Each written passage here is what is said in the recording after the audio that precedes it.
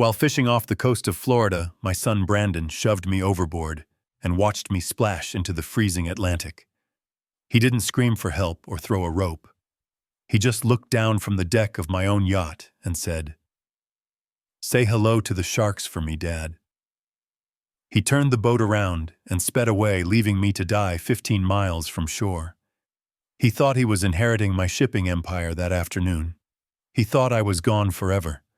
But he forgot that before I was a CEO in a suit, I was a Navy diver.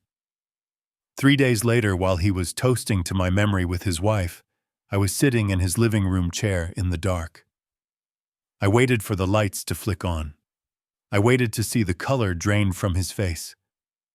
Because I had something for him too. Before we dive into this ocean of betrayal, tell me in the comments if you have ever trusted the wrong person. Like and subscribe for more stories of justice served cold. The day started with a lie. The sky was a perfect deceptive blue, and the ocean was calm, but the tension on the boat was thick enough to choke on. Brandon stood at the helm of the Obsession, my 40-foot sport fisher gripping the wheel with white knuckles. I was sitting in the fighting chair, staring at the wake, wondering when my son had become a stranger. He had been badgering me for weeks about the CEO position at Carter Logistics. He kept saying he was ready, that 35 was the perfect age to take over, but I knew better. I had seen the financial reports he tried to hide. I had seen the gambling debts he thought I didn't know about. Brandon cut the engines, letting us drift 15 miles out, where the water turns a deep, terrifying indigo. It was too quiet. I started baiting my hook, trying to keep things normal. I asked him about the merger with the Asian distribution lines. I asked him if he had reviewed the compliance files. He didn't answer. He just walked down from the bridge. I didn't turn around because I trusted him. He was my blood. I felt his shadow fall over me before I felt his hands. It wasn't a stumble. It was a calculated, violent shove. 2 hands planted firmly in the middle of my back and pushed with everything he had. The air left my lungs as my chest hit the gunnel, and then I was airborne. The water hit me like a sledgehammer. The salt stung my eyes and the cold shock seized my muscles. I surfaced, gasping for air, spitting out salt water, and looked up. Brandon was standing there looking down at me. His face wasn't panicked. It was bored. "Help me," I choked out, reaching a hand up toward the white fiberglass hull. Brandon grabbed the gaff. He didn't move. He picked up my Scotch glass from the holder, took a sip, and poured the rest into the ocean right on top of my head. "You are suffocating the company, Dad," he said, his voice carrying perfectly over the water. "You are suffocating me. The board won't vote you out, so I have to vote you out myself." I treaded water, my clothes heavy, dragging me down. I saw the orange life ring attached to the stern. I yelled at him to throw it. He smiled a smile I had never seen before, a smile that looked exactly like his mother, Monica. He unhooked the life ring. For a second, I thought he had a shred of humanity left. He held it over the side, but then he pulled out his pocket knife. He slashed the canvas straps and stabbed the foam core, ripping it open until the buoyancy material spilled out like guts. He tossed the ruined, useless ring into the water a few feet away from me. "It looks like an accident now," he said calmly. "Equipment failure. Just like your heart is going to fail out here. Say hello to the sharks for me, Dad." He walked back to the helm. The engines roared to life, churning the water into a white froth that slammed into my face.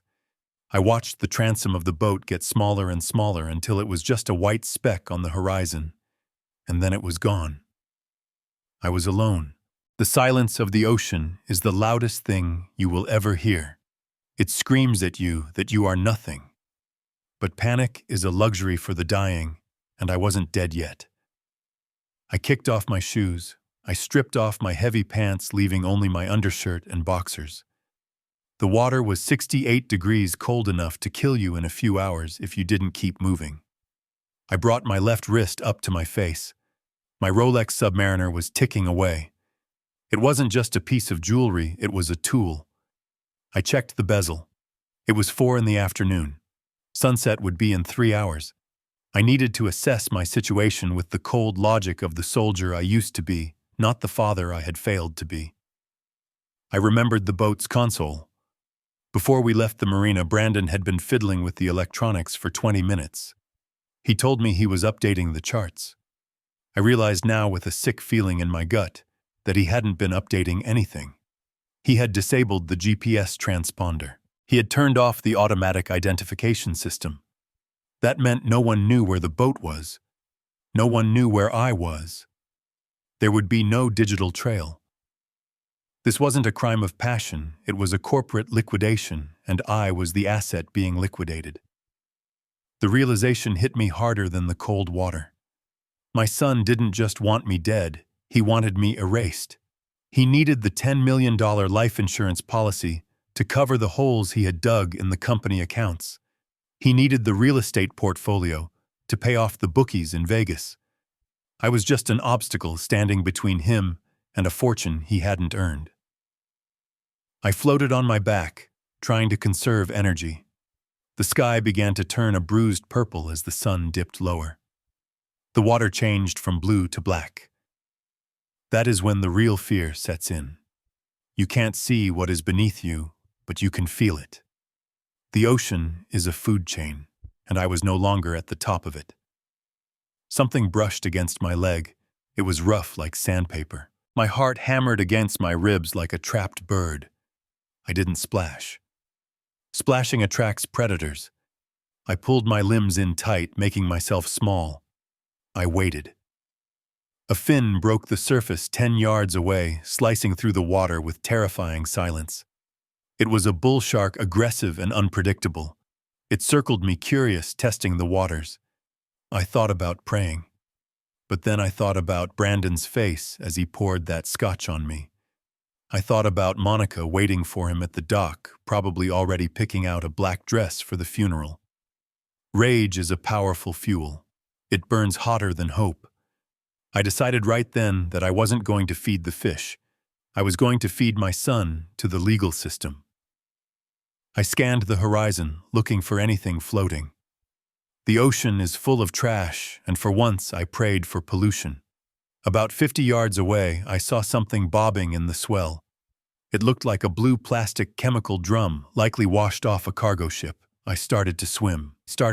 My strokes were slow and deliberate. The shark turned, following my movement. I could feel the displacement of water as it passed underneath me. I didn't look down. I kept my eyes on that blue barrel. It was the most beautiful thing I had ever seen. I reached the drum. It was slippery, covered in slime and barnacles, but it was buoyant. I wrapped my arms around it, pulling my upper body out of the water.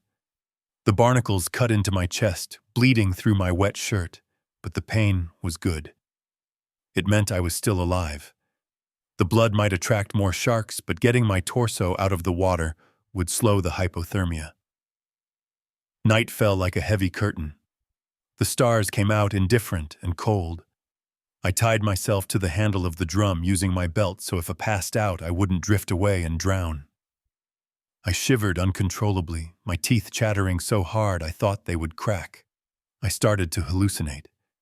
I saw my late wife standing on the water. She looked sad. She told me I had spoiled him too much, that I had given him everything except consequences. "You were right, Martha," I whispered to the empty ocean. "I gave him the world, and he threw me off the edge of it. But I am going to give him something else now." I checked my watch again.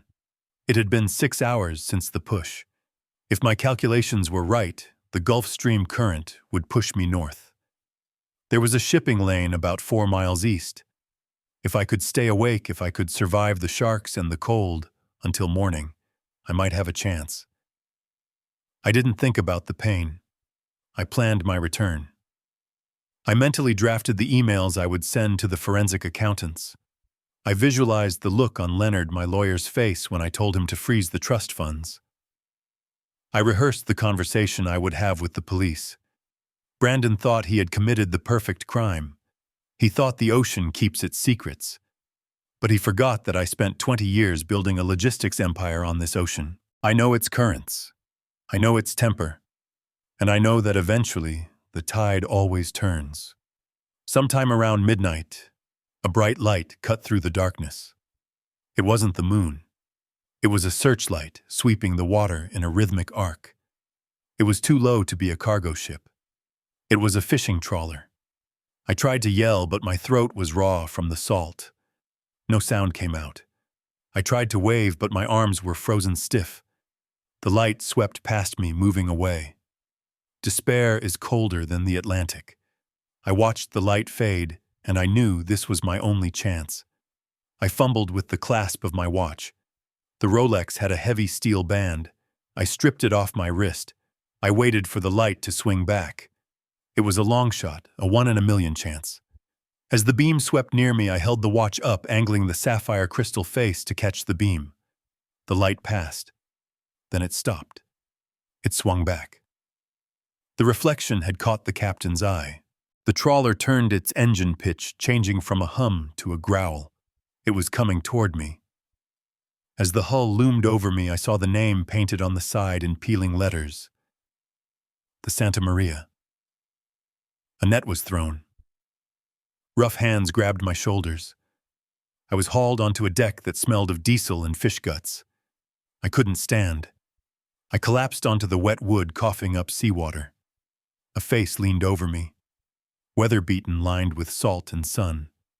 It was an old man with a white beard. He looked at me closely, and his eyes widened.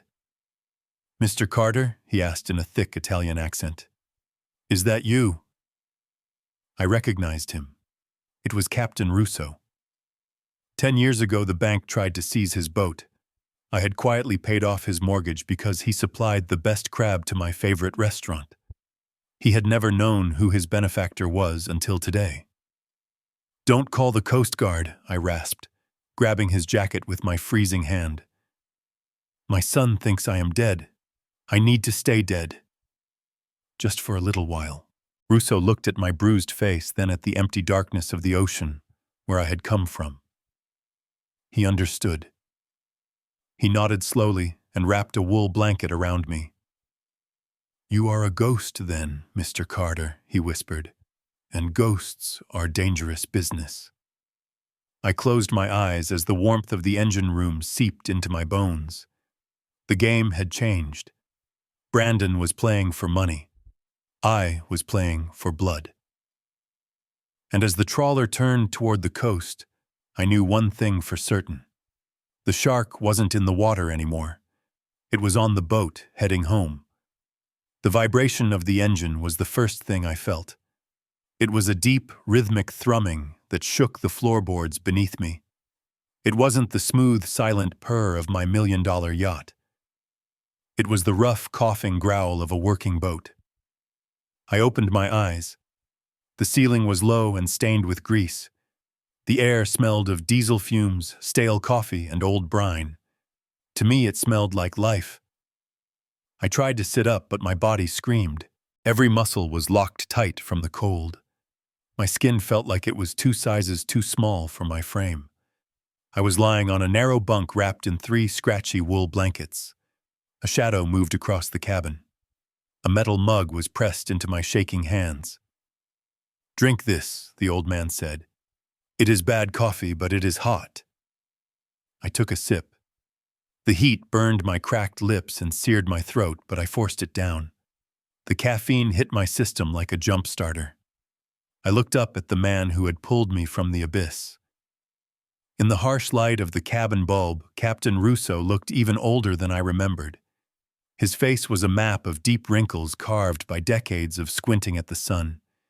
He was wiping his hands on a rag, staring at me with a mixture of awe and confusion.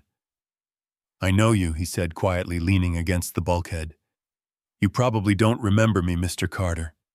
Rich men don't usually remember the people they buy crab from. But I remember you. 5 years ago, the bank sent a foreclosure notice for this boat. The Santa Maria is all I have. It was my father's boat. I was packing my things, ready to lose everything. Then the bank manager called. He said the debt was cleared, paid in full by a private trust. He wouldn't say who. But I saw your car parked outside the bank that day. I saw you walking out. You didn't want credit. You just wanted me to keep fishing." I lowered the mug. My voice sounded like gravel grinding together. "You provide the best stone crab in Florida, Captain. It would have been a tragedy to let the bank turn this boat into scrap metal." Russo nodded slowly, his eyes glistening. "You saved my life that day, Mr. Carter. Tonight, I guess God decided it was time for me to return the favor. But look at you. You are beaten. You are half frozen. I have to call the Coast Guard. They have a helicopter. You need a hospital." He turned toward the VHF radio mounted on the wall. The red light of the power switch was glowing like an eye in the dim cabin. He reached for the microphone handset. "No," I rasped. The word came out with enough force to make him stop. I pushed myself up, ignoring the agony in my ribs. I swung my legs off the bunk. My feet hit the cold floor. I needed to stand. I needed him to see me not as a victim, but as the man who ran a global logistics empire. I grabbed the edge of the table to steady myself. "Do not touch that radio," I said. My voice was stronger this time. Russo frowned, holding the microphone in mid-air. "Sir, you have been in the water for 6 hours. You could have internal bleeding. We need the authorities. This was an accident at sea. They need to know." "It wasn't an accident," I said, letting the truth fill the small room. "It was an execution." Russo slowly lowered his hand. The silence in the cabin was heavier than the ocean outside. "If you call the Coast Guard..." I continued stepping closer to him, my eyes locking onto his. "They will put out a press release. My son Brandon will know I am alive within an hour. If he knows I am alive, he will destroy the evidence. He will transfer the funds offshore. He will burn the documents. And he will finish what he started. He didn't just push me, Captain. He disabled the GPS. He destroyed the life ring. He wants me dead so he can claim $10 million in insurance and sell my company for parts." Russo looked horrified. His own son. He whispered the words like a curse. "I need to remain a ghost," I said, gripping his shoulder. "Brandon thinks he won. He is probably celebrating right now. He is sloppy when he is celebrating. I need 48 hours. I need to get back to shore without a soul knowing. I need to walk into my own wake and look him in the eye when he least expects it. But I can't do that if you make that call." Russo looked at the radio, then back at me. He looked at the Rolex I had used to signal him, which was now sitting on the chart table. He looked at the bruises forming on my neck. He was a man of the sea. He understood storms. He understood that sometimes the only way to survive a storm is to sail directly into it. He hung the microphone back on the hook.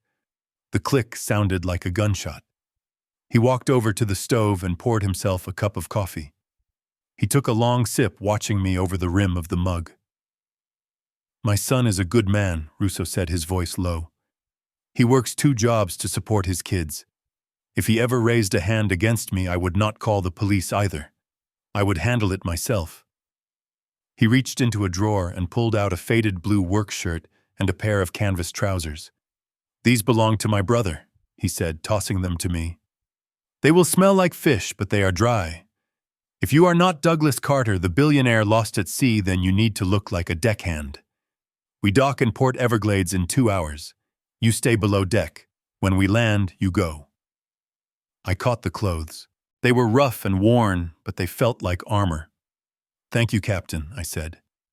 "Don't thank me yet," Russo replied, turning back to the wheel. "The ocean tried to kill you, Mr. Carter. Now you have to go back to the land.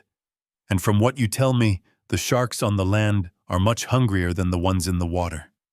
Get dressed. We have a long ride home."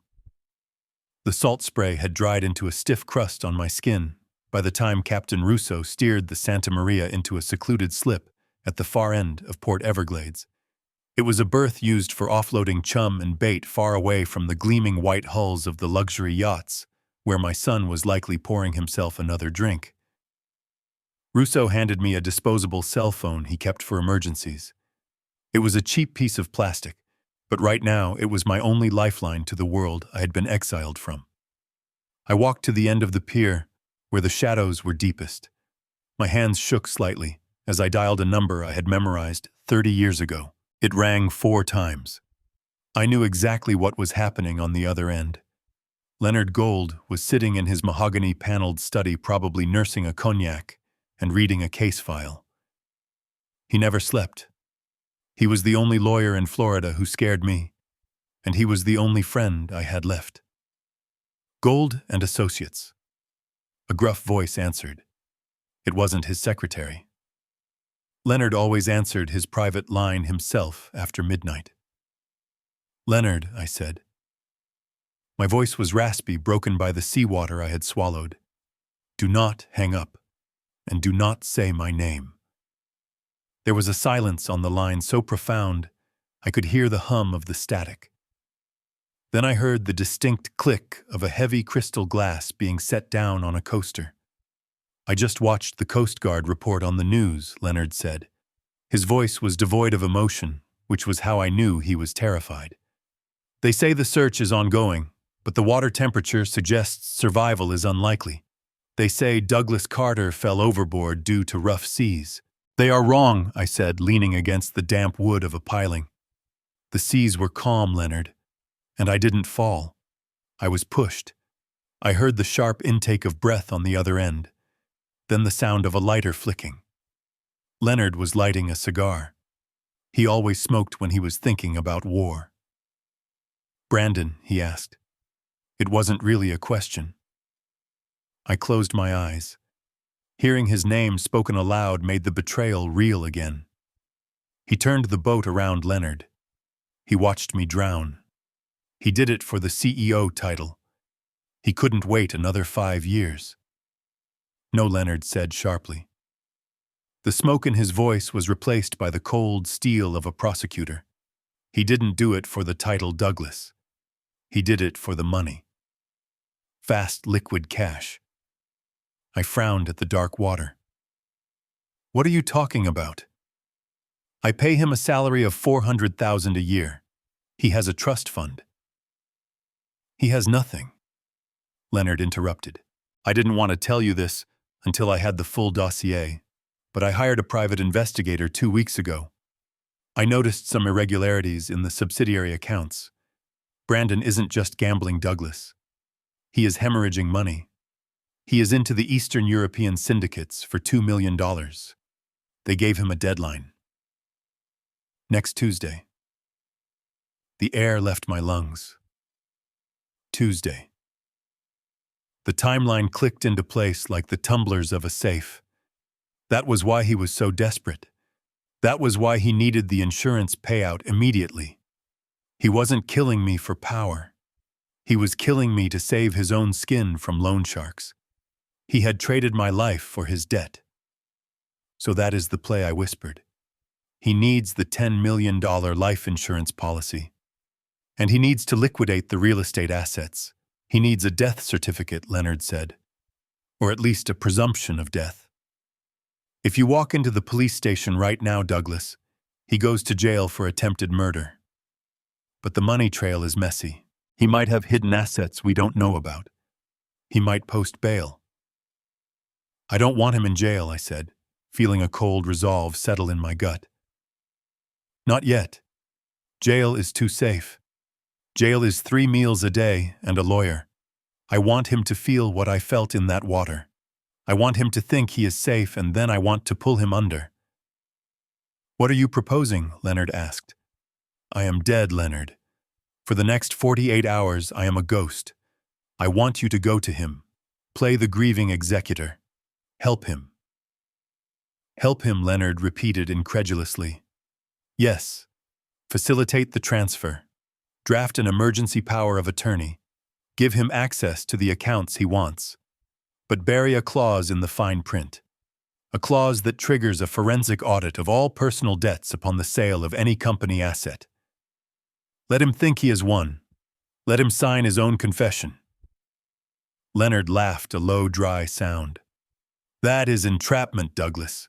It is unethical, it is dangerous, and it is absolutely brilliant. I need a place to hide, I said. I can't go to my penthouse. Monica will have changed the codes. Go to the safe house on 4th Street, Leonard said. The key is under the loose brick in the garden wall. I will meet you there in an hour. And Douglas? Yes. Welcome back from the dead. I hung up and tossed the phone into the harbor. It splashed softly and disappeared. I turned back to Captain Russo, who was waiting by the truck. He didn't ask any questions. He just opened the door. As we drove through the neon-lit streets of the city, I looked at the people walking by, oblivious to the war that had just been declared. My son had tried to feed me to the sharks. He didn't know that he had just invited the biggest shark of them all into his living room. The clock was ticking toward Tuesday, and I was going to make sure Brandon paid his debt, not with money, but with everything he had. Leonard's safe house was a small basement apartment in a part of the city where the streetlights were broken and the police sirens never stopped. It smelled of dust and old paper, but it was dry and it had high-speed internet. That was all I needed. I sat at the wobbly wooden table and opened the laptop Leonard had left for me. My hands were still raw from the barnacles, and my skin was pale from the hypothermia, but my mind was razor-sharp. I wasn't Douglas Carter, the father, anymore. I was Douglas Carter, the CEO, conducting a surprise audit. I typed in the IP address for the security system at my estate. I had installed these cameras 3 months ago after a string of break-ins in the neighborhood. Brandon had complained about them, calling them an invasion of privacy. Now they were the only window I had into the life I had left behind. The screen flickered and then the feed stabilized. The timestamp in the corner read 2:15 a.m. It had been less than 12 hours since my son pushed me into the Atlantic. I expected to see a dark house. I expected to see a grieving son, perhaps pacing the floor, unable to sleep, consumed by guilt. What I saw made the bile rise in my throat. All the lights in the main salon were on. The room was bright and festive. Brandon was there, but he wasn't pacing. He was sitting on my Italian leather sofa, comfortably lounging with his feet up on the coffee table. He was wearing one of my silk robes, the one I had bought in Kyoto. He looked like a king who had just conquered a new territory. And he wasn't alone. Monica was there too. She was wearing a cocktail dress, as if she had just come from a party. She was walking around the room touching things. She ran her hand over the grand piano, not with reverence, but with a calculating appraisal. She picked up a bronze sculpture by Rodin that I had spent years acquiring, looked at the bottom for the maker's mark, and then set it back down with a dismissive shrug. I turned up the volume on the laptop. The audio was tinny, but clear enough to hear every word. "I can't believe it is finally over," Brandon said. He took a sip from a crystal glass. I recognized the bottle on the table. It was a Chateau Margaux, 1990. I had been saving that bottle for his wedding day, but he had wanted beer instead. Now he was drinking it like it was grape juice. "Stop worrying," baby Monica said. Her voice was light, almost musical. "The Coast Guard said the currents are strong. They will never find the body. And even if they do, it is just a tragic boating accident. You are the grieving son. You just have to play the part for a few more days." Brandon laughed, a sound that chilled me more than the ocean water. "I am a great actor, Monica. Did you see me on the phone with the police?" I was sobbing. I should win an Academy Award. He stood up and walked over to the fireplace. Above the mantel hung a portrait of my late wife, Martha. Brandon looked at his mother's face and sneered. "We need to take that down," he said, gesturing with his glass. "It is depressing. The whole house is depressing. It smells like old man." Monica walked over and wrapped her arms around his waist. "We will change everything," she promised. "We will hire that interior designer from Miami. White marble floors, modern art, no more of this dusty antique junk. We will sell the library collection, too. Who reads books anymore anyway?" I watched as my son, my flesh and blood, leaned in and kissed his wife.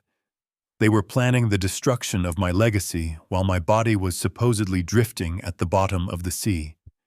They weren't just killing me, they were erasing me. Then Brandon said something that made my blood run cold. "What about the old woman?" he asked. "The housekeeper. Martha." She looked at me funny when I came home. She noticed the scratch on my arm.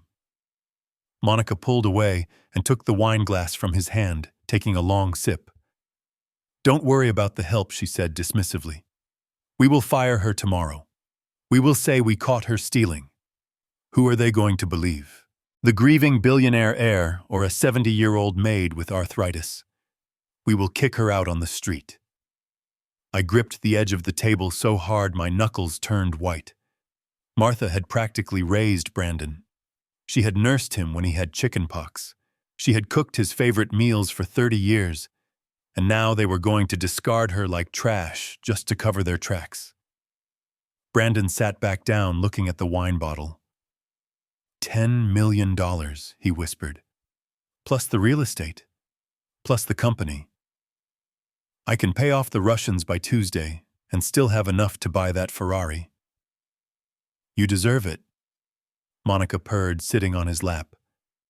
You waited long enough. He was never going to retire, Brandon. He was going to hold on to that company until he died at his desk. You just accelerated the process. You did him a favor, really. I did him a favor, Brandon repeated, swirling the red liquid in his glass. Say hello to the sharks, Dad. They clinked glasses. They laughed. It was a sound of pure, unadulterated greed. I closed the laptop slowly. I didn't slam it. I didn't scream. The anger that had been burning inside me condensed into a cold, hard stone in the center of my chest. I sat in the silence of the basement for a long time. They thought they were celebrating a funeral. They didn't know they were celebrating their own demise. They had just given me everything I needed. They had confessed to the motive. They had revealed their timeline. And they had targeted an innocent woman. I wasn't just going to take my money back. I was going to take their future. I picked up the burner phone Leonard had left for me. I didn't call the police. The police were too slow. I called the one person who could secure my assets before the sun came up. It was time to go to work. The audit was over. The liquidation was about to begin. The morning sun filtered through the small basement window, but the only light I cared about came from the glow of the laptop screen. I was watching the local news channel streamed live over the internet. The headline at the bottom of the screen read, "Tragic disappearance, shipping magnate lost at sea." And there, in the center of the frame, sitting across from a sympathetic news anchor, was my murderer. Brandon looked impeccable. He was wearing a black suit that I knew cost $5,000 because I had paid for the credit card bill it was charged to. His hair was perfectly disheveled, just enough to suggest a sleepless night of worry, but not enough to look messy. He was the picture of the devastated heir. I turned up the volume. The anchor, a woman with a soft, practiced voice, leaned in. Brandon, walk us through those final moments. It must be incredibly difficult for you. Brandon looked down at his hands. He took a deep, shaky breath. He was good. I had to give him that. He was better at lying than he ever was at logistics. It happened so fast, he said, his voice cracking at the perfect moment. 1 minute, Dad was laughing. He loved that boat. He loved the ocean. He was telling me about his plans for his retirement, how he finally wanted to relax. And then a rogue wave just hit us. I tried to grab him. I swear to God, I tried. I reached for his hand, but the water just took him. I sat in the cold basement and felt a fire burning in my chest. He was rewriting history in real time. He was painting a picture of a loving father and son outing, erasing the memory of the scotch he poured on my head and the cold indifference in his eyes as he watched me drown. The anchor reached out and touched his arm. You are a hero for trying, Brandon. The Coast Guard said the conditions were treacherous. I am not a hero, Brandon whispered, wiping a non-existent tear from his cheek. I just want my father back. But if he is gone, I promise to honor his legacy. I will take care of the company he built. I will make sure his vision lives on. I muted the video. I couldn't listen to another word. The nausea was overwhelming. He wasn't just killing me, he was stealing my reputation. He was wrapping himself in my name to protect himself from the wolves he owed money to. I switched tabs on the browser, pulling up the live feed from my living room security cameras again. I checked the timestamp. The interview had been taped an hour ago. Brandon would be arriving home any minute. I needed to see the man behind the mask. I needed to see the monster when the cameras weren't rolling. 10 minutes later, the front door of my mansion flew open. Brandon stormed in. The grieving son act vanished the second the door clicked shut. He didn't walk with the heavy burden of sadness. He marched with the frantic energy of a cornered animal. He wasn't alone. His personal assistant, a young man named Kevin, who had always been too timid for the shipping business, was trailing behind him, carrying a briefcase and looking terrified. Brandon ripped off his black tie and threw it on the floor. He walked straight to the bar and poured himself a drink, not bothering with a glass this time. He drank straight from the decanter. "Did you get it?" he barked, wiping his mouth with the back of his hand. "Did you get the affidavit?" Kevin stammered, hugging the briefcase to his chest. "Mr. Carter, I spoke to the insurance adjusters. They said it is standard procedure. Without a body, they need to wait for the official Coast Guard report to declare a presumption of death. That usually takes 7 days." 7 days, Brandon screamed. He threw the heavy crystal decanter across the room. It shattered against the wall, leaving a stain that looked like blood on the expensive wallpaper. "I don't have 7 days, you idiot. I don't have 7 hours. He lunged at Kevin, grabbing the young man by the lapels of his cheap suit. "Listen to me. You go back to that insurance office. You tell them my father is dead. You tell them I saw him die. You tell them if they don't release the funds by Tuesday morning, I will sue them into oblivion. I need that $10 million. But," Sir Kevin squeaked, his face pale, "the police haven't even closed the file yet. If we push too hard, it might look suspicious." "I don't care how it looks," Brandon roared, shoving Kevin backward. The assistant stumbled and fell onto the rug. "I have people breathing down my neck, Kevin. People who don't care about insurance waiting periods. People who break legs for a living. If I don't have that money by Tuesday, I am a dead man. And if I go down, I am taking you with me. Do you understand?" I watched from my safe house, realizing Leonard was right. The desperation in Brandon's voice wasn't greed anymore. It was terror. He was squeezed between the crime he had committed and the debt he couldn't pay. The Russians must have given him a final warning. That was why he killed me. I wasn't a father to him. I was a piggy bank he needed to smash open to save his own life. "Get out," Brandon hissed, pointing at the door. "Get out and don't come back until you have a check or a wire transfer confirmation." Kevin scrambled to his feet and ran out of the house. Brandon stood alone in the middle of the room, chest heaving. He ran his hands through his hair, ruining the perfect style he had worn for the cameras. He looked at the shattered glass on the floor. Then he did something that told me everything I needed to know about his state of mind. He pulled out his phone and dialed a number. I couldn't hear the other end, but I could hear him. "It is done," he said, his voice shaking slightly. "The old man is gone. The interview just aired. The public is eating it up. I will have the money next week. Just tell the boss to be patient. Tell him I am good for it." He listened for a moment, his face turning white. "No, please," he begged. "Don't come to the house. The police are watching. I promise. Tuesday. You will have it all on Tuesday." He hung up and slumped onto the sofa, burying his face in his hands. I sat back in my chair in the basement. The puzzle was complete. My son hadn't just pushed me off a boat. He had dug a grave for himself, and now he was trying to fill it with my money before he fell in. He was trapped, and he had no idea that the man he thought was at the bottom of the ocean was about to hand him a shovel. Tuesday, I whispered to the screen. You want the money by Tuesday, Brandon. Don't worry. I will make sure you get exactly what you deserve by Tuesday. I reached for the phone to call Leonard.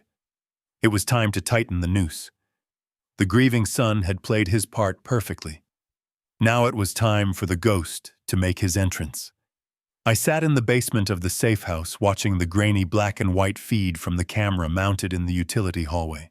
It was the service entrance to the house, a place Brandon and Monica rarely set foot in unless they were barking orders. But tonight, the hallway was the center of a new tragedy. Martha was standing by the washing machine holding a bundle of clothes. She was 62 years old, with hands gnarled by arthritis and a back bent from 40 years of scrubbing floors that didn't belong to her.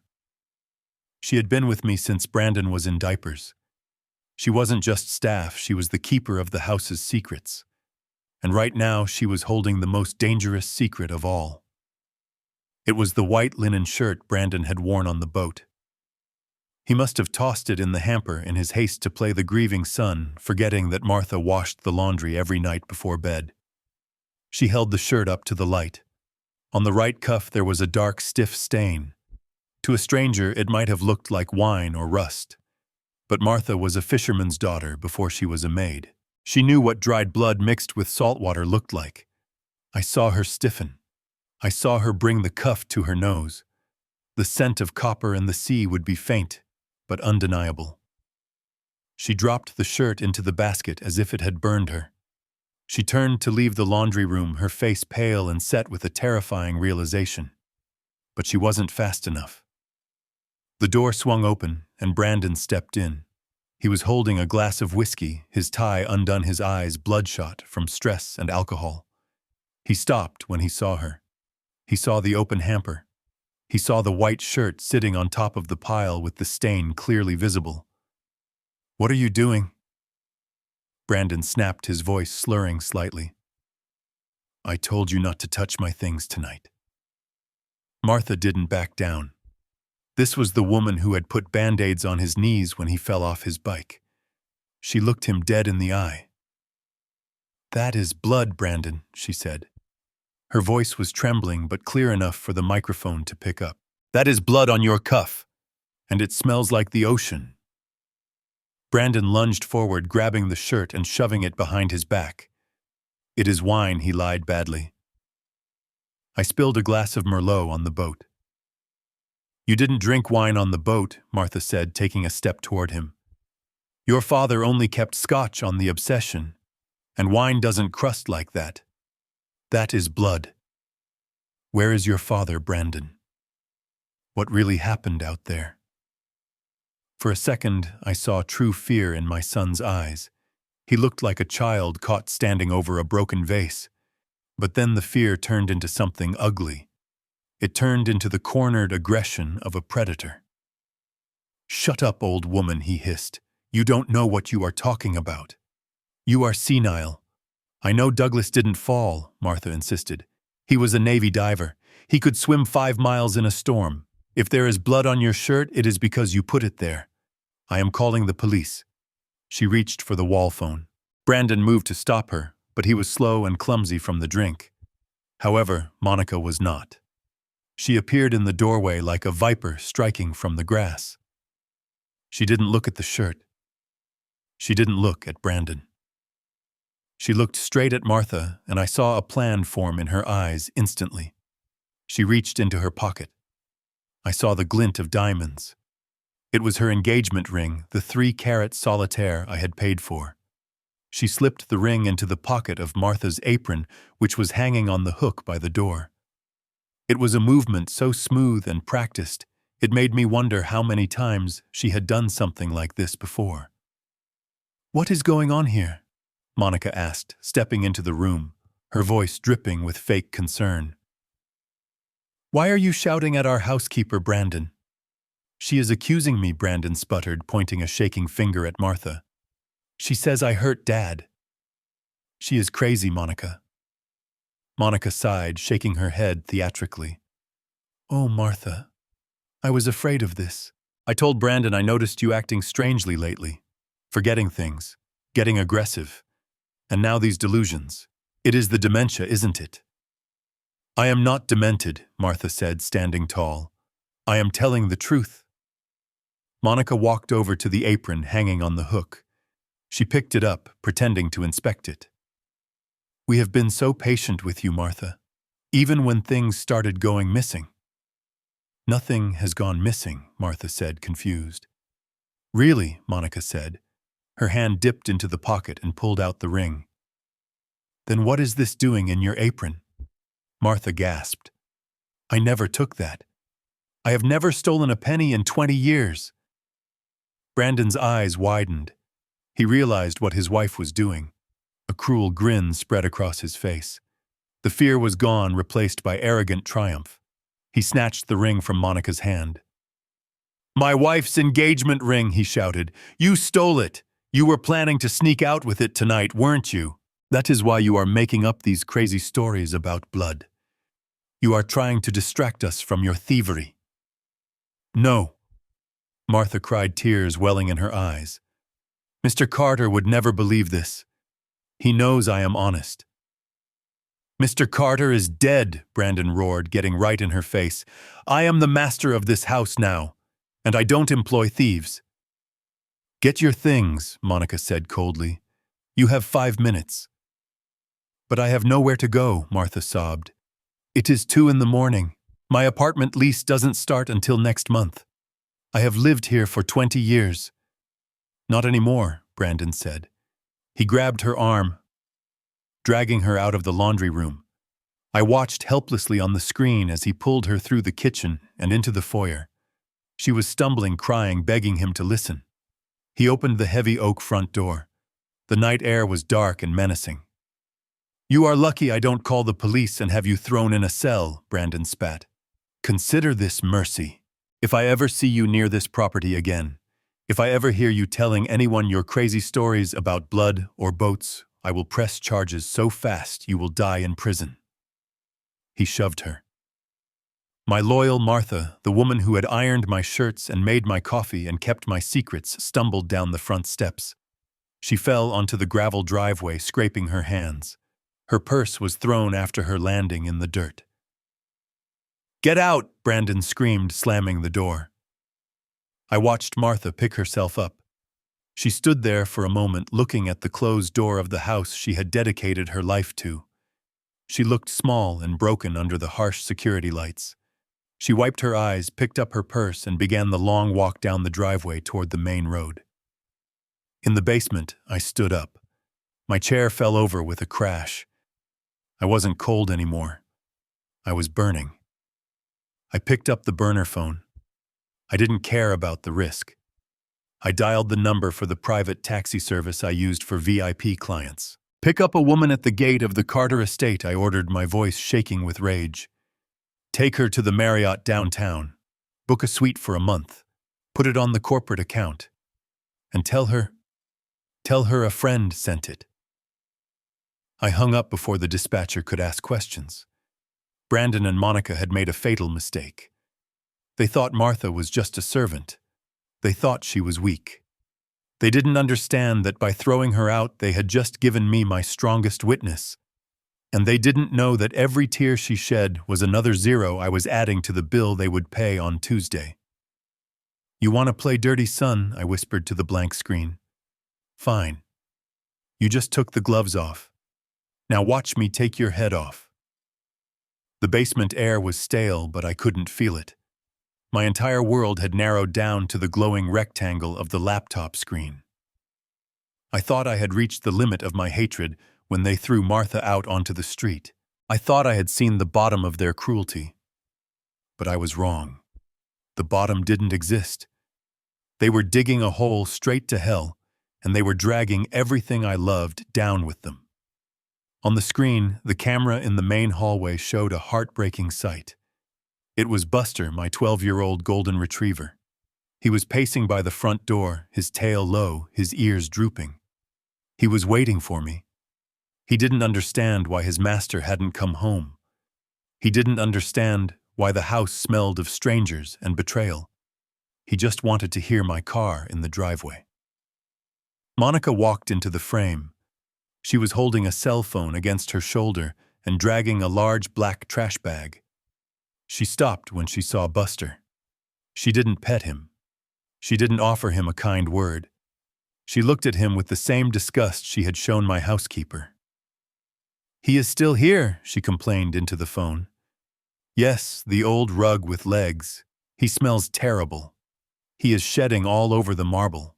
I can't have him here for the memorial service. It ruins the aesthetic."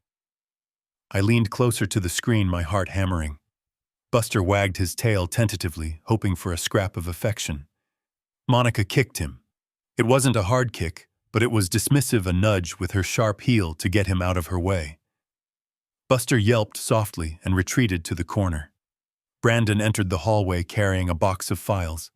He looked at the dog, then at his wife. "What are we doing with the dog, Monica?" he asked tiredly. "Dad loved that dog." "We are getting rid of him," Monica snapped. "I called the shelter. They are sending a van."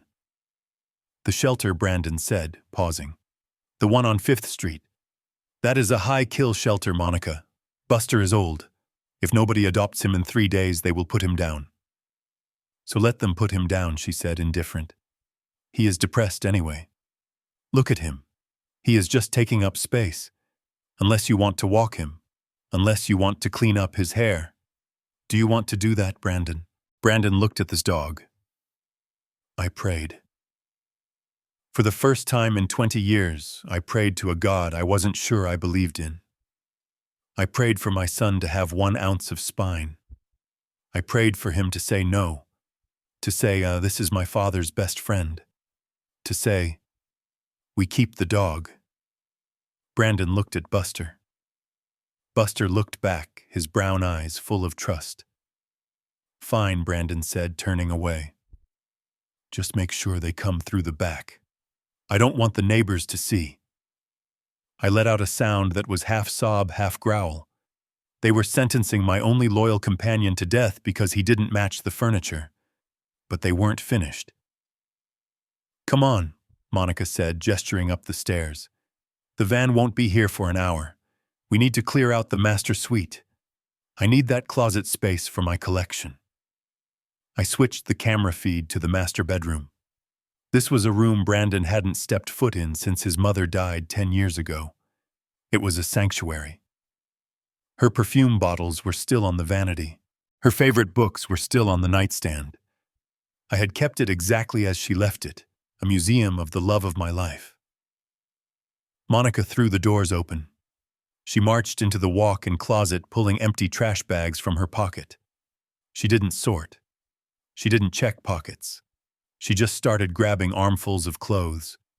Vintage Chanel dresses, silk scarves, coats that held the scent of rain and lavender. She stuffed them into the black plastic bags like they were garbage. "Look at this junk," she laughed, holding up the blue velvet dress my wife wore to Brandon's graduation. "Who keeps this stuff? It smells like dead people." "It is vintage," Brandon muttered, leaning against the doorframe, drinking again. "It might be worth something." To who Monica sneered, tossing the dress into the bag. "A museum for sad housewives." "No. It all goes. I want this room empty by tonight. I am ordering a new custom wardrobe from Milan. I need the space." She reached for the top shelf. There was a small wooden box there. My breath hitched. That wasn't clothes. That was the memory box. It contained the letters we wrote to each other during the war. It contained the hospital bracelet from the day Brandon was born. It contained a lock of his baby hair. Monica opened it. She tipped it upside down. The letters, the bracelet. The lock of hair fluttered to the floor like dead leaves. She shook the box to make sure it was empty, then tossed the box itself onto the pile of clothes. Garbage, she declared, kicking the letters aside. All of it. Garbage. She was erasing her. She was erasing the woman who had given birth to the man standing right there. And Brandon said nothing. He watched his mother's memories being treated like trash, and he just took another sip of whiskey. He was so consumed by the future he was trying to steal that he had no respect for the past that made him. In the basement, I looked down at my hand. I was holding a heavy glass tumbler of water. I hadn't realized how hard I was squeezing it. The pressure built in my forearm. My tendons stood out like cables. The glass shattered. It wasn't a crack. It was an explosion. Shards of glass bit into my palm. Water mixed with blood dripped onto the dusty floor of the safe house. I didn't feel the pain. The physical pain was a relief. It was a distraction from the agony in my soul. I looked at the blood welling up in my hand. It was dark and thick. "You want to throw away my life?" I whispered, my voice trembling with a rage that was colder than the ocean. "You want to kill my dog? You want to trash my wife's memory?" I opened my hand, letting the bloody glass shards fall to the floor one by one. "Fine. You have cleared the board. You have removed every piece of goodness that was left in this family. You think you are making space for your new life, but you are just making space for your punishment." I didn't bandage my hand. I let it bleed. I wanted the scar. I wanted to remember this moment every time I looked at my palm. The moment Douglas Carter, the father, died completely, and Douglas Carter, the executioner, was born. I picked up the phone. I dialed a number. Not the police, not the lawyer. I called the private security firm that handled my warehouses. "Listen to me," I said, my voice dead calm. "Go to my estate. Wait by the back gate. A van from the animal shelter is coming. Intercept it. Get the dog. Take him to the kennel at the shipyard. And if anyone asks, you never saw him." I hung up. I couldn't save the dresses. I couldn't save the letters. But I could save the dog. And as for Brandon and Monica, they had just made their final mistake. They had taken away everything I had to lose. And a man with nothing to lose is the most dangerous man on earth. Tuesday wasn't coming fast enough. I wanted to destroy them now. The sun was barely up, but the air in the mansion was already thick with tension. From my basement sanctuary, I watched Brandon pacing the length of the library. He looked like a man walking to the gallows. He had fired the housekeeper. He had sentenced the dog to death. He had thrown away his mother's memories. And now he was waiting for the final obstacle to be removed. He was waiting for Leonard Gold. Brandon knew Leonard was the executor of my estate. He expected a war. He expected Leonard to storm in with injunctions and restraining orders to freeze the assets until a body was found. Brandon was ready to fight. He had a glass of whiskey in one hand and a rehearsed speech about his rights as the sole heir in his head. When the doorbell rang, Brandon flinched. He downed the whiskey in one gulp and wiped his mouth. He checked his reflection in the mirror, trying to summon the arrogance that had served him so well on the boat. He marched to the door and threw it open, ready to scream. But Leonard wasn't there to scream. My old friend stood on the porch, looking every inch the defeated old man. His shoulders were slumped. He was holding a battered leather briefcase with both hands, as if it were heavy. He looked at Brandon with watery eyes, and for a moment even I was fooled by his performance. "May I come in, Brandon?" Leonard asked, his voice trembling slightly. Brandon blinked, confused by the lack of aggression. He stepped aside, letting the lawyer enter. "If you are here to lecture me, Leonard..." Brandon started, his voice loud and defensive. "You can save it. I know the law. I am the next of kin." "I am not here to lecture you," Leonard said, walking slowly into the library and sinking into a leather chair. "I am here to surrender." "Surrender," Brandon repeated, narrowing his eyes. Leonard sighed, placing the briefcase on the desk. He looked around the room at the empty spaces where the art used to be, at the chaos of a house being stripped for parts. I watched the news, Leonard said. I saw your interview. It broke my heart, Brandon. I always knew your father was reckless with the boat.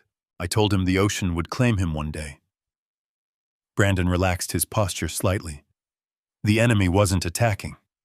The enemy was agreeing with him. It was a tragedy, Brandon said, slipping back into his role. I tried to save him, Leonard. I know you did, Leonard said softly. And now you are left with the mess.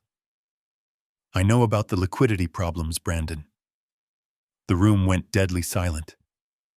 Brandon froze. What do you know? He whispered. I know about the $2 million, Leonard lied smoothly. Your father told me. He was going to pay it off for you next week. He wanted you to have a clean slate when you took over the company. He knew you were in trouble with some dangerous people.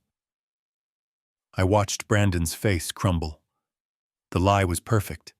It painted me as the benevolent savior right up until the moment of my death, making Brandon's betrayal even more heinous. But more importantly, it gave Brandon a lifeline. He was going to pay it, Brandon stammered. Yes, Leonard said, unlocking the briefcase. And now that he is gone, those people won't wait for probate court. They won't wait for the insurance investigation. They want their money Tuesday. And if they don't get it, I imagine my position as executor won't matter much because there won't be an heir left to inherit anything. Brandon collapsed onto the sofa. You have to help me, Leonard. The bank accounts are frozen until the death certificate is issued. The insurance company is stalling. If I don't have cash by Tuesday morning, I am dead. Leonard nodded, looking grave. That is why I am here. I found a loophole.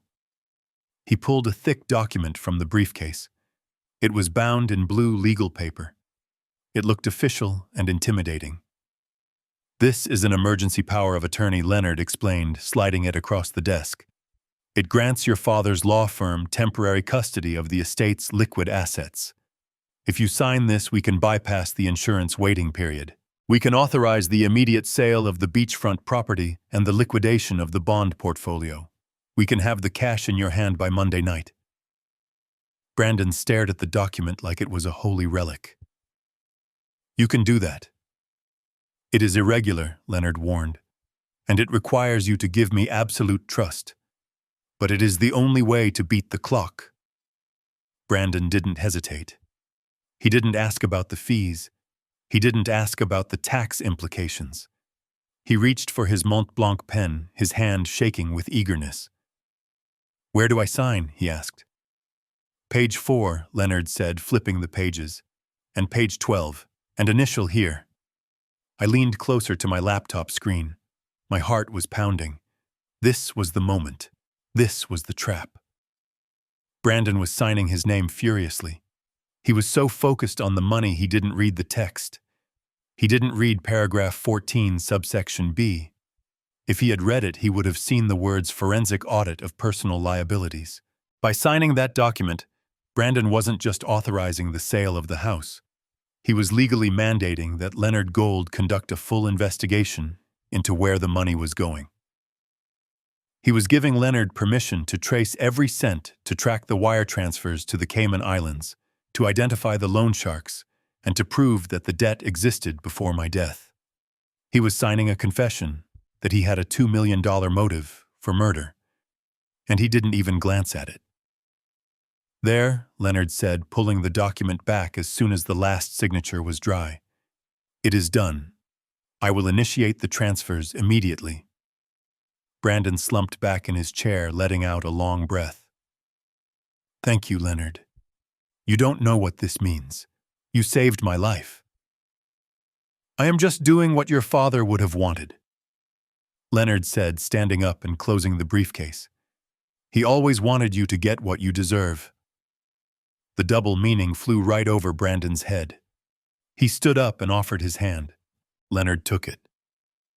I saw my friend's jaw tighten. It took every ounce of his willpower to shake the hand of the man who had killed his best friend.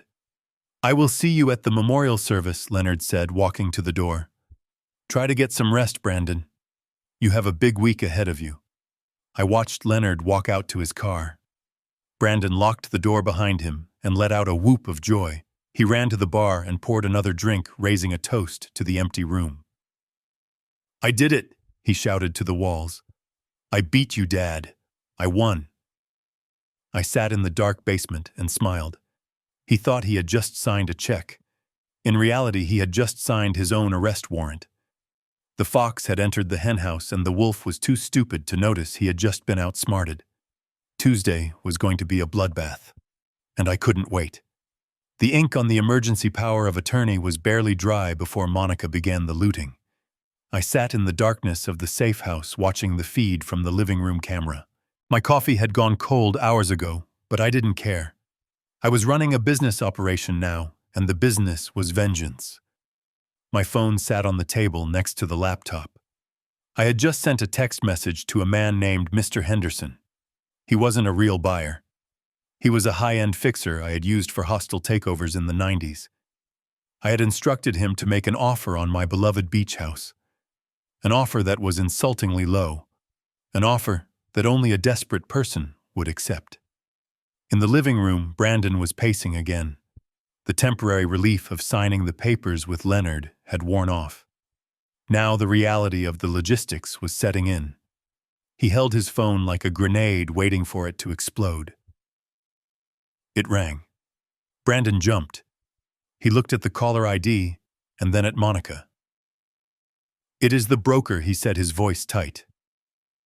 Answer it, Monica commanded. She was sitting on the sofa flipping through a travel magazine. She had already moved on from my death. She was planning how to spend the inheritance she thought she had secured. Brandon put the phone on speaker. Mr. Henderson, Brandon said, trying to sound authoritative. Do you have news? I do, Mr. Carter. Henderson's smooth voice filled the room. I have a buyer. An anonymous trust based in Zurich. They are interested in the beachfront property. They are willing to pay cash. Immediate wire transfer. I saw Brandon's shoulders drop in relief. That is fantastic. What is the offer? There was a pause on the line. A calculated silence that I had told Henderson to hold for exactly 5 seconds. $3 million, Henderson said. Brandon stopped breathing. $3 million, he choked out. Are you joking? That house was appraised at $6.5 million last year. It has a private dock. It has 300 feet of ocean frontage. $3 million is robbery. It is a fire sale, Mr. Carter, Henderson replied coolly. You told me you needed the funds by Tuesday. That gives us 24 hours to close escrow. No inspections, no contingencies, just cash. The buyer knows you are distressed. That is the price for speed. Take it or leave it. Brandon looked at Monica, panic rising in his eyes. I can't take that. It is half the value. Dad would kill me if he knew I sold it for that. He is dead, Monica snapped, closing her magazine with a sharp slap. She stood up and walked over to the phone. She leaned over it like a vulture inspecting a carcass. We will take it, she said loudly. Monica, Brandon hissed, covering the microphone. We are losing $3 million. We are saving your life, Monica hissed back. Her eyes blazing with a ferocity that made Brandon shrink away. You owe the Russians $2 million. If we don't get this money by tomorrow morning, they are going to break your legs, and then they are going to come for me. Do you want a beach house, Brandon, or do you want to live? Brandon looked at the phone, then at his wife. He looked at the luxury around him that he was so desperate to maintain. He was weak. He had always been weak. He couldn't see the long game. He could only see the immediate threat. Fine, he said into the phone, his voice defeated. Draw up the papers. We accept the $3 million. Excellent choice, Henderson said. I will email the DocuSign link within the hour. Once you sign, the funds will be wired to the estate account Leonard Gold set up for you. Brandon hung up and slumped onto the sofa. I feel sick, he muttered. I just threw away $3 million. You didn't throw it away, Monica said, pouring herself another glass of wine. You just paid the cost of doing business. Besides, who cares? It is free money, Brandon. You didn't work for that house. Your father did. It is just wood and sand. Now we have the cash to pay off the debt, and we still have $1 million left over for us. We can finally go to Paris. We can buy that new Porsche. I watched them from my basement, and a dark laughter bubbled up in my chest. They were celebrating a victory, but they didn't understand the battlefield. They thought they were selling the house to a stranger. They didn't know they were selling it to me. I had just bought my own house back for 50 cents on the dollar. I had used funds from an offshore account they didn't know existed. But the beauty of the trap wasn't the price. It was the paper trail. By agreeing to a sale that was 50% below market value, Brandon had just committed a fiduciary crime. As the temporary administrator of the estate, he had a legal duty to maximize the value for the beneficiaries. By selling it so cheap to pay a personal debt, he was embezzling. He was defrauding the estate. And since he had signed Leonard's document, Leonard would have proof of every single dollar. I watched Monica raise her glass. To the anonymous buyer, she said with a smirk, "Whoever he is a fool. He overpaid for a house that smells like old sea captains." To the buyer, Brandon agreed, clinking his glass against hers. I picked up my own mug of cold coffee in the safe house. To the buyer, I whispered, "They were so happy. They were so arrogant. They thought the nightmare was over. They didn't realize that by accepting that wire transfer, they had just linked the sale of my asset directly to the payment of their illegal gambling debt. They had created a perfect straight line for the FBI to follow." I looked at the picture of the beach house on my laptop screen. It was the place where I had taught Brandon to swim. It was the place where I had taught him to fish. I had tried to teach him patience there. I had tried to teach him respect for the ocean. He hadn't learned a single lesson. He thought the ocean was just something to be exploited. He thought money was the only thing that mattered. Tomorrow, he would have his money. He would pay off the Russians. He would feel safe. He would put on his black suit and stand at my memorial service and pretend to cry. And that is when I would destroy him. I closed the laptop lid. The trap was set. The bait was taken. The shark was on the hook. All I had to do now was reel him in. Tuesday was going to be a beautiful day. The transformation of my home began at dawn. From the damp silence of the safe house basement, I watched my living room turn into a nightclub. The funeral directors were not the ones moving the furniture. It was an event planning company from South Beach, the kind that organizes product launches and celebrity birthday parties. They rolled up my Persian rugs, the ones I had bought in Istanbul 30 years ago, and carried them out to the garage like they were dirty bath mats. In their place, they set up sleek, high-top tables made of chrome and glass. They didn't bring lilies or white roses, the flowers of mourning. They brought towering arrangements of bird of paradise and exotic orchids, bright orange and aggressive purple flowers that screamed for attention. Monica stood in the center of the chaos, conducting the workers like a maestro. She was wearing a white silk jumpsuit, not black. She had told Brandon earlier that black was too depressing, and that this event needed to be a celebration of the future, not a dwelling on the past. She pointed a manicured finger at the fireplace where my portrait usually hung. "Move that," she ordered the workers. "Put the DJ booth there." "But ma'am," one of the workers hesitated, holding a cable. "That is the best spot in the room. Where should we put the memorial photo of the deceased?" Monica waved her hand toward the back corner near the kitchen door. "Put it over there by the coat check. People can look at it on their way out. We want the focus to be on the bar and the stage. This is a networking event, not a pity party." I felt a cold tightness in my chest. She was literally pushing my memory into the corner to make room for a disc jockey. She didn't want people to remember me. She wanted them to forget me so she could shine. Brandon walked in, adjusting his cufflinks. He looked nervous, but there was a new swagger in his step. The wire transfer for the house sale had cleared an hour ago. He had paid the Russians. He thought he was free. Now he was ready to play the part of the shipping tycoon. He was holding a tablet, reviewing the guest list. "This is incredible, Monica," he said, scrolling through the names. "You got Arthur Pendleton to accept. And the CEO of Meridian Logistics. These guys are Dad's biggest rivals. They have been trying to eat our market share for decades." "That is exactly why I invited them," Monica said, checking her reflection in a silver tray. "They smell blood, Brandon. They are coming to see if the company is weak. They are coming to see if you are a pushover. You have to show them that you are stronger than your father ever was. You have to show them that Carter Logistics is under new modern management." Brandon nodded, sweating slightly. I will charm them.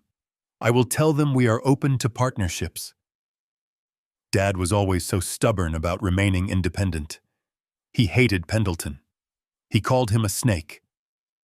"He was a snake," Monica agreed, laughing softly. "But snakes survive, Brandon. Your father was a dinosaur. And look where he ended up. Fish food." They walked over to the bar, which was being stocked with cases of premium vodka and gin. There was no sign of the scotch I loved. They were erasing my tastes along with my presence. "Make sure the waiters circulate with the caviar," Monica instructed the head caterer. "And keep the champagne flowing. I want these people drunk and happy. I want them to leave here thinking that Brandon Carter is the most generous host in Florida. I don't want anyone crying. If anyone starts crying, escort them to the patio. It kills the vibe. It kills the vibe." That was what my life amounted to in their eyes. A vibe killer. I was an inconvenience that had finally been removed so the real party could start. I watched as they set up a large screen behind the stage. I assumed it was for a tribute video. Perhaps a montage of photos from my life, my time in the Navy building, the company, my wedding to Martha. But when the technician tested the screen, it wasn't my face that appeared. It was a logo.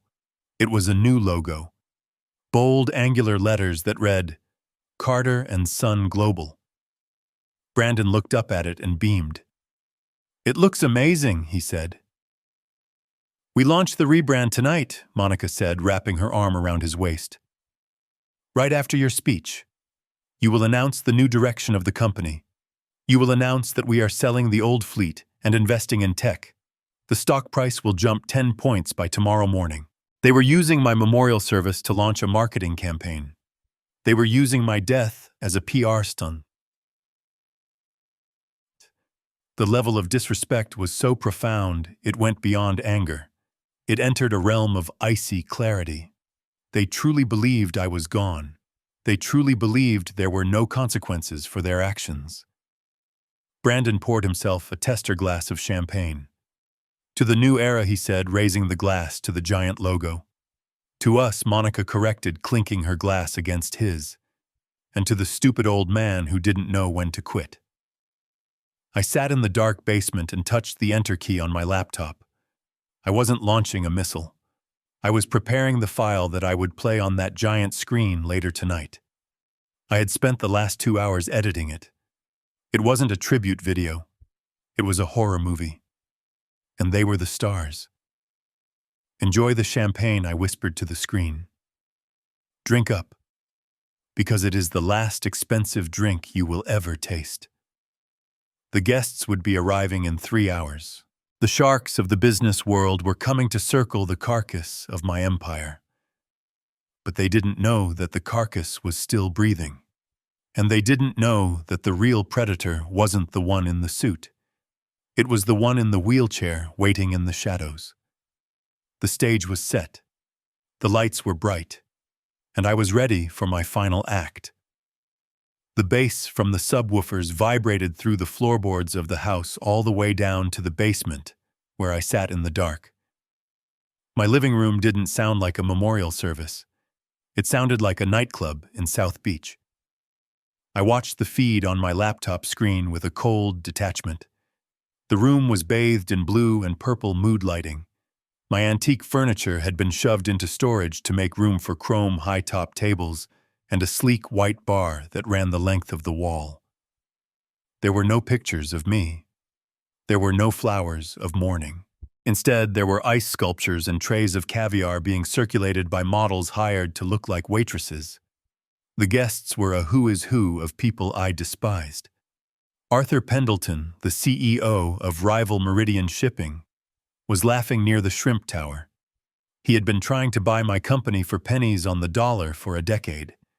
Now he was clinking glasses with the head of the Port Authority. They looked like vultures who had just been invited to a buffet at the Carcass. Monica was gliding through the crowd in her white silk jumpsuit, playing the role of the grieving daughter-in-law perfectly. She touched arms, she nodded solemnly. She accepted condolences while checking the diamond watch on her wrist every 5 minutes. She wasn't sad. She was impatient. She wanted the speeches over so the real party could begin. Then the music faded. The room went silent as a spotlight cut through the artificial fog and landed on the stage that had been erected in front of the fireplace. Brandon stepped into the light. He looked every inch the young tycoon. His suit was tailored to perfection. His hair was styled, and his face held a practiced expression of brave sorrow. He tapped the microphone, and the sound echoed through the house I had built with my own hands. "Thank you all for coming," Brandon said, his voice smooth and confident. "Tonight is a difficult night for the Carter family. We are here to say goodbye to a legend. To you, Douglas Carter was a titan of the shipping industry. He was a man of steel and salt. But to me, he was just Dad." He paused, looking down at his shoes just long enough to let the sympathy ripple through the crowd. It was a performance worthy of Broadway. "Many of you have asked about his final moments." Brandon continued, looking up with eyes that glistened under the stage lights. "I want to set the record straight. My father went peacefully. We were out on the water, the place he loved most in the world. The sun was setting, painting the sky in gold and violet. He was sitting in his fighting chair, looking at the horizon. He turned to me and said he was happy. He said he was ready to rest. And then he just slipped away into the water. There was no pain, no struggle, just peace. I sat in my basement and felt the blood pounding in my temples. Peace. He dared to use that word. He erased the violence of his shove. He erased the terror in my eyes. He erased the hours I spent clinging to a plastic barrel surrounded by sharks praying for a miracle. He was turning my murder into a bedtime story to comfort the investors. "But we cannot dwell on the sadness," Brandon said, his voice rising with newfound authority. "My father would not want us to look back. He was a man of the future. And that is why tonight I am not just announcing a farewell. I am announcing a new dawn." He gestured to the technician. The giant screen behind him flickered to life. It didn't show my face. It showed a sleek, modern logo in silver and blue. "Carter & Son Global is evolving," Brandon declared, spreading his arms wide. "We are moving away from the old heavy cargo models. We are liquidating the diesel fleet and pivoting to tech-driven logistics. We are streamlining. We are modernizing. This is the vision my father had, but didn't have the time to execute. I will execute it for him." The room erupted in applause. The sharks were clapping. Arthur Pendleton was clapping the loudest because he knew exactly what this meant. It meant Brandon was selling off the hard assets for quick cash. It meant the company would be hollowed out within a year, leaving nothing but a shell. They weren't clapping for a new vision. They were clapping for the destruction of my legacy. Brandon raised his champagne flute high. To Douglas Carter he shouted over the cheers. And to the future. To the future the crowd roared back, raising their glasses in a toast to my demise. I watched my son smile. It was the smile of a man who thought he had won everything. He took a sip of the expensive champagne, savoring the taste of victory. He thought he was untouchable. He thought the ocean kept its secrets. I looked down at my keyboard. My finger hovered over the enter key. The video file I had prepared was queued and ready. "You want to talk about the future, son?" I whispered to the screen. "Let me show you exactly what your future looks like." I pressed the key. The applause was thunderous. It washed over Brandon like a warm bath, washing away his guilt and his fear. He stood center stage, bathing in the blue light of the projector screen, his arms raised in victory. The logo of Carter and Son Global shone behind him, a silver symbol of his theft. He looked down at Arthur Pendleton and the other sharks in the front row. They were nodding. They were buying it. The transition was complete. The king was dead. Long live the king. Then the world broke. It started with a sound.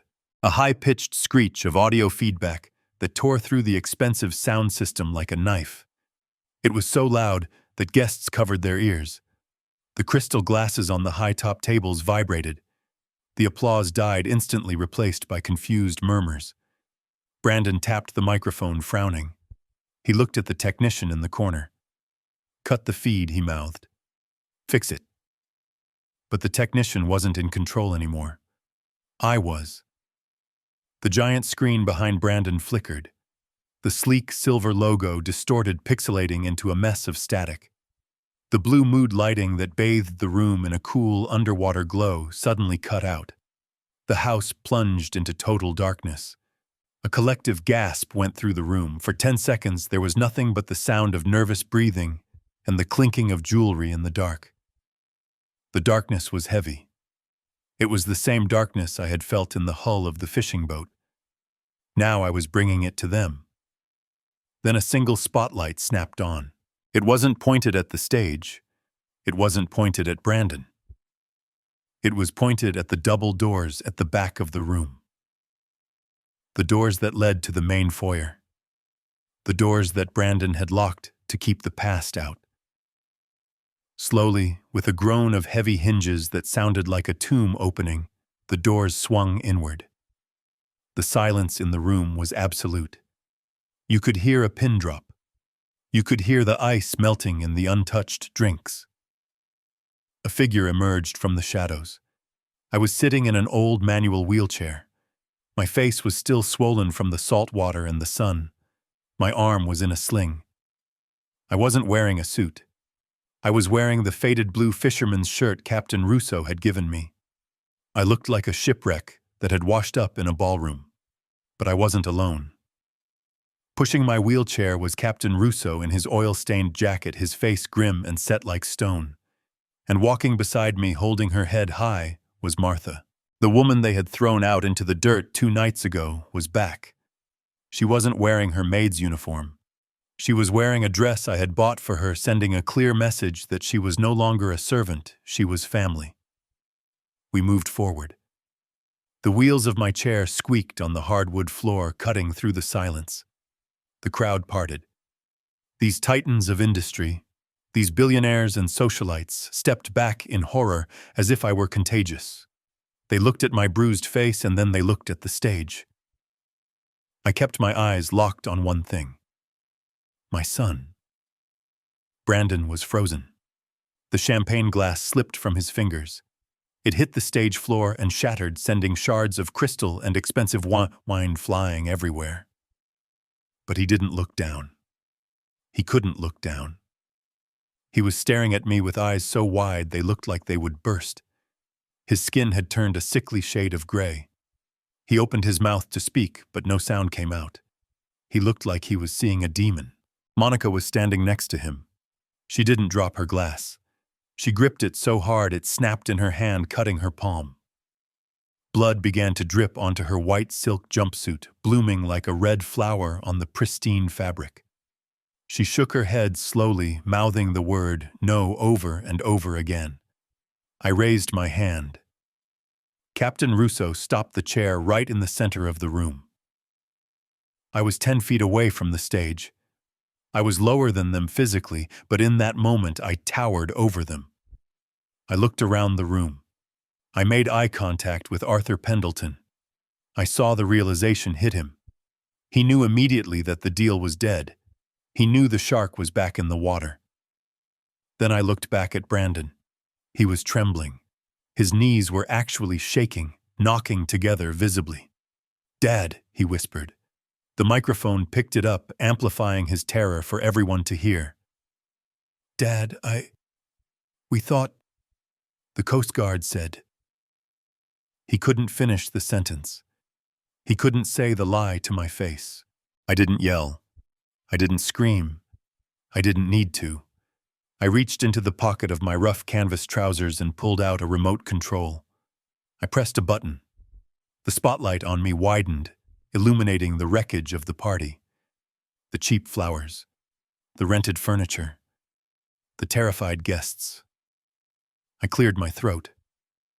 My voice was raspy, damaged by the salt, but it cut through the air like a razor blade. "You look like you have seen a ghost, son," I said. Brandon grabbed the podium for support. "You were gone," he stammered. "You were in the water. I saw you." "You saw me what?" I interrupted, my voice dropping an octave. "You saw me fall. Or you saw me pushed." A ripple of shock went through the crowd. People gasped. Monica stepped forward, trying to salvage the narrative, trying to spin the web one last time. "Douglas," she cried, her voice shrill and fake. "Oh, thank God. It is a miracle. We were so worried. We have been praying for this moment." She started to walk down the steps of the stage, her arms open for a hug. "Stop," I commanded. It wasn't a request. It was an order given by a man who had commanded fleets. Monica froze mid-step. "Don't come near me," I said. "I can still smell the greed on you from here." I turned my gaze back to the crowd, addressing the business rivals and the fair weather friends. "I apologize for interrupting the party," I said, calm and cold. "My son seems to have been a bit premature with his inheritance planning. He told you I was resting in peace. He told you I slipped away." I wheeled myself a few inches closer to the stage, but the ocean spat me back out, Brandon. "It seems even the sharks have standards. They didn't want to do your dirty work for you." Brandon was hyperventilating now. He looked at the exits, but he saw my security guards standing there, arms crossed. He was trapped. "Why are you doing this?" he cried, tears of panic streaming down his face. "Why didn't you call? Why did you let us think?" "Because I needed to know," I said. "I needed to know who you really were. And now I do. Now everyone does." I looked at the giant screen behind him, where the static was still buzzing. "You wanted to announce the future of Carter & Son Global," I said. "Well, here is the update. There is no Son in Carter Global anymore." I leaned forward, gripping the armrests of my wheelchair. I delivered the line I had rehearsed in the cold, dark basement, the line that would sever the tie between us forever. "I am not dead, Brandon. And unfortunately for you and your debts, I haven't signed the will yet." The room erupted into chaos, but I didn't look away. I watched the light go out of my son's eyes as he realized that the check he had written to the Russians was going to bounce, and the only thing waiting for him now was the truth. The room was spinning around Brandon. I could see it in the way he gripped the podium, his knuckles turning white as bone. He looked at the faces of the investors, the socialites, and the rivals he had tried so hard to impress. They were not looking at him with admiration anymore. They were looking at him with the morbid curiosity one reserves for a car crash. He had to regain control. He had to spin the narrative one last time. He took a deep breath, his face twisting into a mask of desperate pity. "Ladies and gentlemen, please," Brandon shouted, his voice cracking. "Please remain calm. My father has been through a terrible ordeal. Look at him. He is confused. He is traumatized. The salt water and the sun have affected his mind." He pointed a shaking finger at me. "He doesn't know what he is saying." Brandon continued talking faster and faster. "He slipped. It was an accident. I tried to save him, but the waves were too high. Now he is blaming me because he is in shock. He is suffering from dementia." We have been dealing with it privately for months. He imagines things. He imagines enemies everywhere. He turned to the security guards. Please escort my father to the guest room. Call a doctor. He needs a sedative. He is making a scene. He was trying to gaslight a room full of people. He was trying to have me committed to an asylum right there in front of the caviar and the ice sculptures. It was a bold move. It was the move of a sociopath who believed he could talk his way out of anything. But I didn't move. I didn't shout. I simply reached into the pocket of my canvas jacket and pulled out a small black rectangle. It was an SD card, no bigger than a fingernail. I held it up. The spotlight caught the small piece of plastic, making it gleam. You think I am senile? Brandon, I asked, my voice calm and steady. You think I am imagining the hand that pushed me? You think I am imagining the words you said? I looked at the technician who was still standing by the projector, trembling. Play file number 2, I ordered. Brandon lunged forward. Don't, he screamed. Don't touch that console. But it was too late. Captain Russo stepped forward, blocking Brandon's path with his broad chest. Brandon bounced off the old fisherman like a child running into a wall. The static on the giant screen cleared. A video file began to play. The image was crisp and high definition. It showed the view from the stern of the Obsession, looking back at the wake. Brandon froze. He stared at the screen, his mouth falling open. What is that? He whispered. That, I said, is the feed from the Voyage data recorder. You disabled the GPS, son. You turned off the transponder. But you forgot that I retrofitted the Obsession with a commercial-grade black box system last year. It records audio and video from the bridge and the stern. It runs on a backup battery. It is designed to survive a sinking ship. And it certainly survived you. On the screen, the audience saw the truth. They saw me standing by the rail baiting a hook. They saw Brandon walk up behind me. There was no rogue wave. There was no storm. The water was flat as glass. They saw the shove. A collective gasp sucked the air out of the room. It was a violent, brutal motion. They saw my body hit the gunnel and tumble over. They heard the splash. But the audio was the worst part. The high-quality microphones picked up everything. Help me. That was my voice from the water, desperate and choking. And then they saw Brandon. He didn't run for the life ring immediately. He didn't call for help. He walked to the edge of the boat and looked down. He looked bored. Then the voice of the man standing on the stage filled the room, echoing from the speakers. Say hello to the sharks for me, Dad. The silence that followed was heavy enough to crush a man. Brandon stood on the stage, stripped of every lie he had ever told. The video continued. It showed him slashing the life ring. It showed him pouring the drink. It showed him revving the engines and speeding away, leaving his father to die. The video ended. The screen went black. Arthur Pendleton stood up in the front row. He looked at Brandon with pure disgust. You sick son of a bitch, he said loudly. Brandon began to back away. No, he whimpered. That is doctored. That is a deep fake. I generated it. You can't believe this. I didn't have to say another word. I just nodded to the back of the room. The doors opened again. This time it wasn't a ghost who walked in. It was the law. 4 uniformed officers and a detective in a cheap suit marched into the ballroom.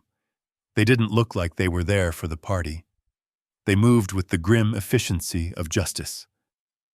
Brandon Carter, the detective, said, his voice booming. Put your hands behind your back. Brandon scrambled backward, knocking over the podium. No, wait. I can explain. It was a misunderstanding. I have money.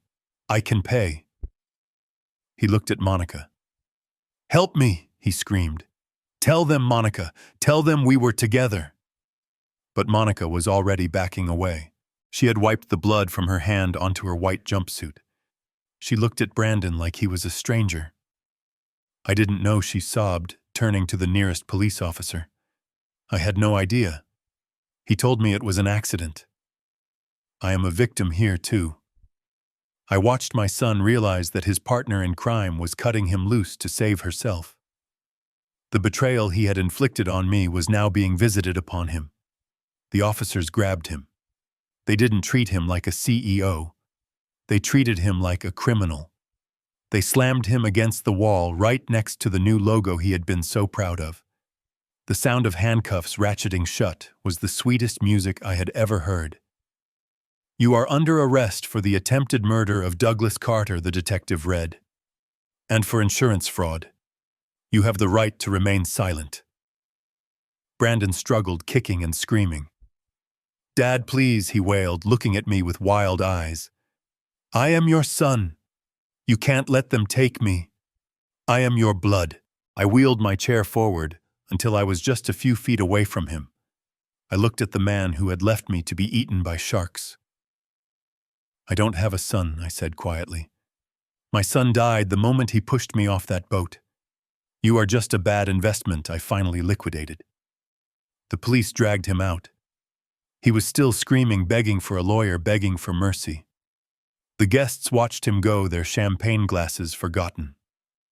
I looked at Monica. She was trembling, trying to make herself small, trying to blend into the crowd. "Don't get comfortable," I said to her.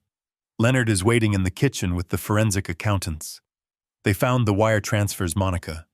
They found the shell companies. You aren't going home tonight either." As the police moved toward her, I turned my wheelchair around. I faced the room of stunned elites. I didn't smile. There was no joy in this. There was only the hard, cold satisfaction of order restored. "The party is over," I announced. "Get out of my house." As the room cleared, leaving me alone with Captain Russo and Martha. I looked at the giant screen one last time. The static was gone. It was just a blank gray square. The future Brandon had tried to build was gone, and I was still here. Broken, bruised, but breathing. The shark trap had snapped shut, and it had caught everything it was designed to catch. The visiting room at the county detention center smelled of bleach and despair. I sat on the metal stool, waiting for the heavy steel door to slide open. It had been 30 days since the arrest. 30 days since I watched the police drag my son out of his own party. The silence in the room was heavy, broken only by the buzzing of the fluorescent lights. When the door finally opened, I barely recognized the man who walked in. Brandon was wearing an orange jumpsuit that hung loosely on his frame. His hair, which he used to spend hundreds of dollars styling, was shaved close to his scalp. His face was gaunt, his eyes sunken and surrounded by dark circles. He didn't walk with the swagger of a CEO anymore. He walked with the shuffle of a man who had lost everything.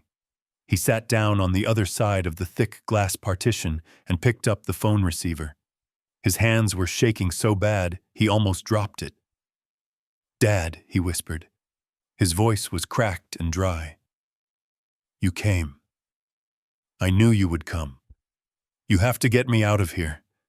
The public defender they gave me is an idiot. He says I am looking at 20 years. You have to hire Leonard. You have to pay for a real defense." I picked up the phone on my side. I didn't say hello, I just looked at him, looking for any trace of the little boy I used to carry on my shoulders. But all I saw was the stranger who had pushed me off a boat. "There is no money for Leonard," I said calmly. Brandon blinked, confusion spreading across his face. "What do you mean? You have millions. You sold the beach house. The company is worth billions. Just sell some stock." "Please, Dad. I will sign whatever you want. I will go to rehab. Just get me out of here." I leaned forward. My voice was low and steady, the voice of a judge delivering a sentence. "The company is gone, Brandon." "Gone," he repeated. "I liquidated my entire position this morning," I explained. "I donated every single share of Carter & Son Global to the Blue Ocean Initiative. It is a non-profit dedicated to protecting marine life, specifically sharks." Brandon looked like he had been punched in the gut. "You gave it away," he choked out. "You gave my inheritance to a fish charity." "It wasn't your inheritance," I corrected him. "It was my life's work. And I decided that the ocean deserved it more than you did. The ocean tried to kill me, but at least it was honest about it. You were the snake in the grass." "But what about me?" Brandon screamed, slamming his fist against the glass. The guard behind him stepped forward, a warning hand on his baton. "What about my defense? I have no money. Monica took everything in the joint account and fled the country before they froze her assets. I am destitute, Dad. I can't survive in here." "That sounds like a logistics problem," I said coldly. "And you are supposed to be an expert in logistics." I stood up. I didn't feel anger anymore. I didn't feel sadness. I just felt a heavy burden lifting off my shoulders. I was finally free of the parasite that had been feeding on me for 35 years. "You can't leave me here," Brandon wailed, tears streaming down his face. "I am your flesh and blood." I hung up the phone. I watched him mouth the words over and over again, screaming at the glass. I turned my back on him. As I walked toward the exit, I didn't look back. The man in the orange jumpsuit wasn't my son. My son died a long time ago. That was just a stranger paying a debt he couldn't afford. The next morning, the sun rose over the Atlantic, painting the sky in soft shades of pink and gold. I sat on the aft deck of the Santa Maria, holding a mug of hot coffee. The air was salty and clean. The engine purred beneath me, a steady, reliable rhythm that felt like a heartbeat. Captain Russo was at the helm, humming an old Italian song. He wasn't wearing a uniform, just his old flannel shirt, but to me he looked more noble than any executive in a tailored suit. Martha was sitting on the cooler next to me, peeling an orange. She looked younger than she had in years. The stress lines on her face had softened. She smiled at me, handing me a slice of the fruit. "It is a beautiful day for fishing, Mr. Carter," she said. I smiled back, taking the orange. "It is Martha. And please call me Douglas. We are retired now." I looked out at the horizon. The water was calm today, gentle waves lapping against the hull. It was hard to believe this was the same ocean that had almost swallowed me. But the ocean hadn't changed. I had. I had learned the hardest lesson a man can learn. I learned that family isn't defined by the blood running through your veins. It is defined by the people who throw you a rope when you are drowning. It is defined by the people who stand by you when you have nothing left to offer but yourself. Russo and Martha were my family now. They were the ones who had saved me, not for money, not for power, but because it was the right thing to do. I reached into my pocket and pulled out my old cell phone. It was the phone that had rung with demands from Brandon. It was the phone that held the contacts of the fake friends who had toasted to my death. It was the last link to the life I had left behind. I looked at it one last time. The screen showed a notification, a missed call from a reporter wanting a comment on the donation. I didn't answer it. I stood up and walked to the rail. I pulled my arm back and threw the phone as hard as I could. It arched through the air, spinning in the sunlight, before splashing into the deep blue water. It sank instantly, gone forever, joining the secrets at the bottom of the sea. I turned back to my friends. Russo laughed from the bridge. Martha poured me more coffee. "Where to now, Douglas?" Russo asked, steering the boat toward the open water. "Anywhere you want, Captain," I said, taking a deep breath of the free air. "Just keep heading east. I want to see the sunrise." I sat back in the chair and closed my eyes, listening to the wind and the waves. The shark trap was closed. The past was buried, and for the first time in my life, I wasn't waiting for the next conflict. I was just living. And that was the greatest victory of all. The biggest lesson I learned wasn't about survival at sea. It was about survival of the soul. For years, I thought being a good father meant giving my son the world, but I realized that by removing every obstacle, I only taught him how to be a predator, not a man. I learned that loyalty is thicker than blood, and that sometimes the most loving thing you can do for yourself is to cut the anchor that is dragging you down. You don't owe your life to anyone who treats you like an option. Peace isn't found in a bank account. It's found in the company of people who would jump in the water to save you, not the ones who push you in. If this story satisfied your craving for justice, please hit that like button and subscribe to the channel for more tales of truth and redemption. And I want to hear from you. Have you ever had to cut a toxic family member out of your life to save your own sanity? Let me know your story in the comments below. I read every single one. See you in the next story.